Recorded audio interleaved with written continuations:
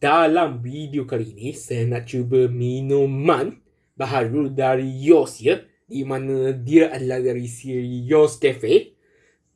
Minuman yang saya akan cuba dalam video kali ini adalah susu soya berperisa seafoam pandan.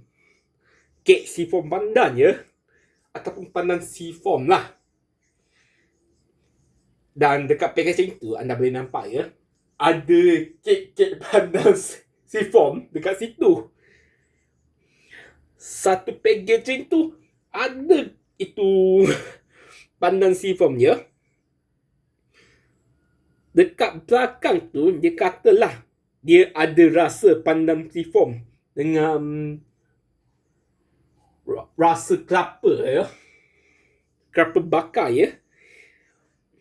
Macam kau makan kek dengan minum susu soya sama sekali tau. Dan dalam tu dikatakan ada ekstrak pandan dan juga air kelapa. Itu menarik tu. Dan ini adalah maklumat pemakanan. Mari kita cubakan kek susu soya perisa kek seafoam pandan ya. Okey, mari kita cuba. Bila anda tuang tu, dia ni macam susu soya yang biasa. Anda boleh nampak ya, macam susu soya yang biasa. Tetapi bila saya bukakan dia punya penutup tu, ada bau kek seafoam dekat situ. Mari kita cubakan. Warna tu bukan hijau ya, tapi macam susu soya yang biasa. Anda boleh nampak lah. Okey, mari kita cubakan.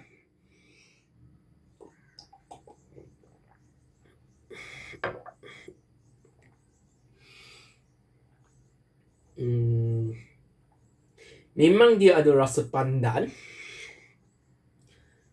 Nak cakap ada rasa kelapa tu tak adalah, tapi memang ada rasa pandan dekat situ. Agak sedap. Nak cakap dia ni